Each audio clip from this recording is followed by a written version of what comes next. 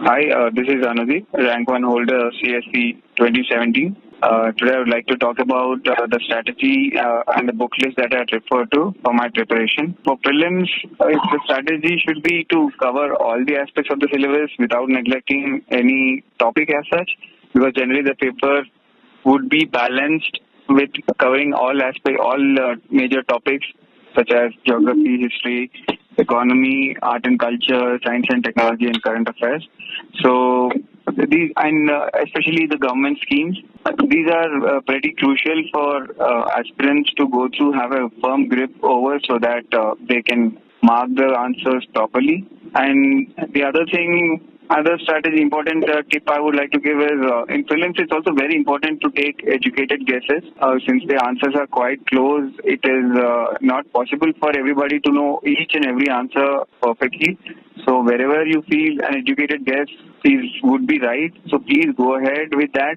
Don't feel fearful of negative marking. Of course, you should not be marking those questions which you have absolutely no idea about, but those questions where you can reasonably mark with vague knowledge, with fair knowledge between two options, say, then you should definitely mark such questions. By covering all the topics in the syllabus and another important thing I want to remind aspirants is the importance of revision. No matter how many books you read, it's very important that you revise just before the exam, so that you remember facts well and will be able to perform better in the examination. And regarding mains exam, it's a different ball game altogether. It's very important that your writing speed and writing content is up to the mark. It's one thing to study books that are related to the syllabus, but aspirants should also devote equal amount of time to practice answers. I had failed in my previous attempts majorly due to this lapse on my part, that I did not devote enough time to write answers. Even if I did not finish papers in time, and that had led to me getting less marks in the previous attempt. So this time I had practiced answer writing. I took mains test series in Forum IAS Academy, and that was very helpful for me to finish my mains answer papers within limited time given, with good content and structuring. Regarding book list for mains, the list is high.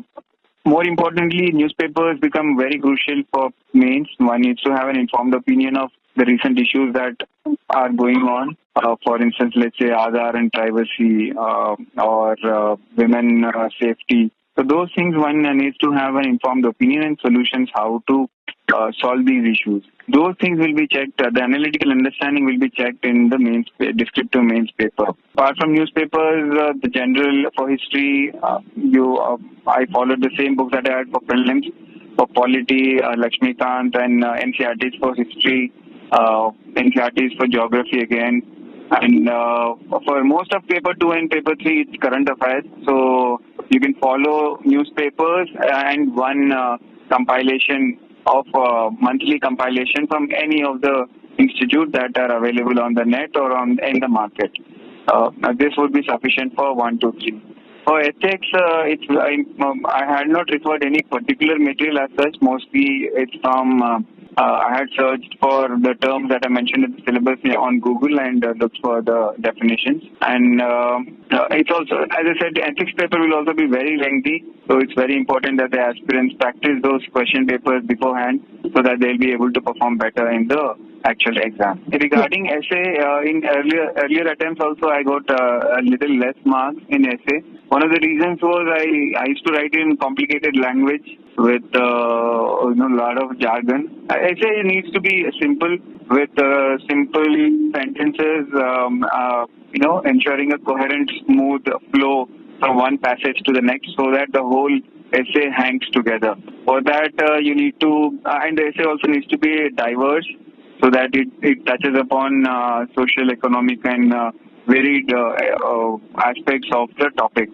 So there is no particular hard and fast rule that you have to write essay only in this format. But whatever it is, the essay, the content that you're trying to convey should be easily comprehensible for the examiner. To try to complicate it a lot, and then complicated writing is not a good sign of clear thinking. So it should be your writing should be as clear as your thinking is. that would fetch you good marks in essay. One thing, as I said, the one I failed twice before I could not make it, and my main marks was pretty bad that time. Precisely because I did not practice answer writing, and my handwriting is pretty slow, so that has led me to not finish question papers even though I knew answers too. So I used to lose some marks in each paper. This time I had made a firm resolution that I would practice answer writing in the limited time that is given, so that I'll be able to finish the paper before 3 hours. So that was one thing. The answer writing practice was the single biggest change in this attempt from my previous attempts. Interview, as UPSC calls it, a personality test. It's not a strict, one-to-one question after question. The question, they will ask a question, and from your answer, they will try to, ask further questions. So it will be most like a conversation to bring out your personality traits. And it's okay in interview to not answer a few factual questions. If you say, I don't know to some of factual questions, that's all fine. But they expect you to know, about yourself much more, a little in depth, so that, the hobbies that you mentioned, your biodata, your work ex, if any, your educational background, your hometown, your home state, all these things you should know very well, so that, that gives you the impression that you are a well-educated, aware person who is aware of his surroundings. So do not neglect the DAF, the detailed application from whatever you write in your DAF. Please concentrate on that. And you should also practice articulation, filler words, sometimes nervousness. These things are common because public speaking does not come to us naturally. You need not be very fluent at it, but at least practicing every day in front of the mirror for those who are unable to speak fluently or who are feeling nervous. That practice will definitely help in acing the interview. And of course, mock interviews also help you in gauging where you are going wrong and then what could be improved upon. So these are 2-3 things that the aspirants must keep in mind. As I said, most of my interview was also based on my personal biodata. So they've asked why did I quit Google, a good company like Google, and join the IRS. And now they've also asked why I want to move into IAS from IRS, and they've asked a few questions about artificial intelligence, what I understand by it, and whether human intelligence is going to overcome artificial intelligence. And they've asked a question about extraterrestrial intelligence, and few other questions on Swachh Bharat, how we can improve Swachh Bharat, and then the attitudinal change, how we can bring about attitudinal change in improving sanitation. So, and also a few questions on my optional anthropology, such as about race theory and origin of people in India, the original settlements. So these are the broad themes on which the interview went on. Optional anthropology, I had followed mostly standard books. And also for paper 1, I bought Ember and Ember Anthropology to get a basic overview of the subject. And apart from it, I bought coaching material available in the market by Braintree in Hyderabad. I went through it for most of paper 1. And I used extensively YouTube and Google to understand topics that were not given well in the material available. For instance, genetics and evolution and forensic anthropology, especially biological anthropology. I used the internet extensively to understand the topics well. And for paper 2, mostly Nadeem Hussain's Tribal India and also Socio-Cultural Anthropology of India were the 2 books that I had referred to. Apart from it, I also referred to Anthropology Simplified book to get to understand the topics that were not available anywhere else. Based on all these books, I ensured that the syllabus is at least complete in all aspects. And revision is also key, as I've said. Revision, and one should also make diagrams, especially in physical anthropology, because that would be a better depiction of your answer, and also tell the examiner that you know your stuff well. So these are the broad strategy that I followed for anthropology. 3 factors go into choosing an optional. First and foremost is your interest in it. You should be interested in reading the topic, otherwise you'll get bored of it and then you'll eventually give up. That would be counterproductive. So you should be interested in the topic. So I would suggest aspirants to go through previous year question papers and some basic book on it to read and then see how they're liking it. So that would be the first thing. Second would be the marks trend, how it's performing over time, because we need to be pragmatic as well, and you need to see how the optional is faring, the mean marks that are being awarded in the previous 5-6 years to gauge how the optional is performing. And third will be availability of material, whether they are easily accessible or not. So these three factors go into choosing an optional. So if you find it interesting and if it's faring well and the material is available, then they should go ahead and choose that option. Two things. Firstly, I was getting very poor marks in public administration throughout my 4 attempts, despite me studying a lot of material and making notes and I gave my everything, but my scores haven't improved anywhere that I would have liked. So that was one reason, because I was consistently scoring poor marks. I had no other choice but to change it. And secondly, I also got pretty bored of the subject, studying it for 4 attempts. I wanted something fresh to study for my 5th attempt. And anthropology, I found it very interesting. The evolution, genetics, and all that topics fascinated me. So I thought, and it's also a good scoring subject that has been performing well that has performed well in recent times. So these factors led me to choose anthropology and drop Pavard. Motivation tip would be that, if you do not make it in this exam, that does not mean you are inferior or that you have no caliber.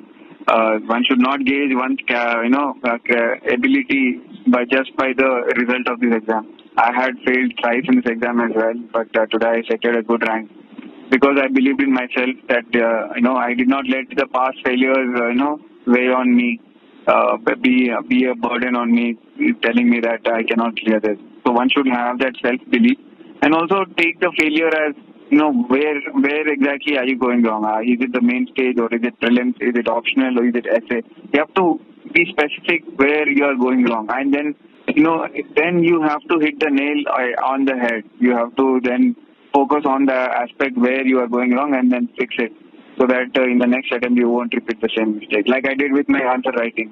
I could not finish the papers in time. I realized that, and this time I ensured that I practice answer writing properly, and that has showed in the result. Coaching might be required.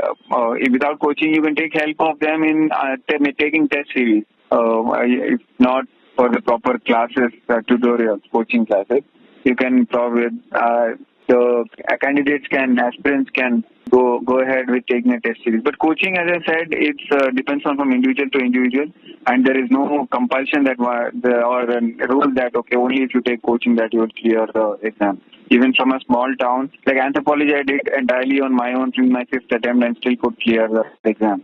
So this example only goes to show that coaching is not necessary. But if somebody is inclined to take it, then there's nothing wrong in it. Online resources for current affairs, I had referred civilsdaily.com and forumias.com, Forum IAS monthly compilation. So these things are available online. One can easily go ahead and then take. And anyway, YouTube is also available for any conceptual clarity of any topic. I had used it extensively for my physical anthropology part, as I said.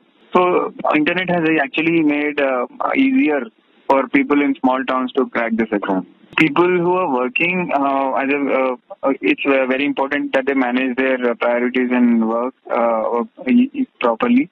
On work days, I used to dedicate 3 to 4 hours, 1.5 hours in the morning and 2.5 hours probably in the evening.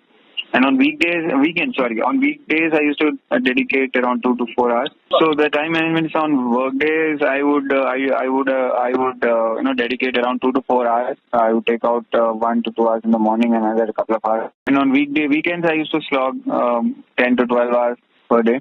That has really my time management is definitely fun. And it being a 5th attempt, I was also lucky in that sense because my basics were already done in my previous attempts. So that has also helped me in managing the time properly. Last minute tips, revision is absolutely key. So no matter how much you study, please put adequate time for revision. That would sail you through.